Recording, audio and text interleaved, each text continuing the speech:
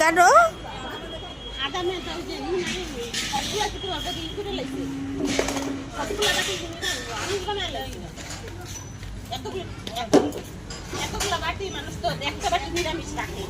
ঠিক না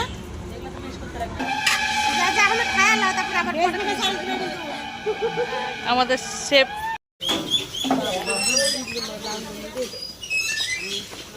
একটা রান্ধনি পাস না দুইটা রান্ধনি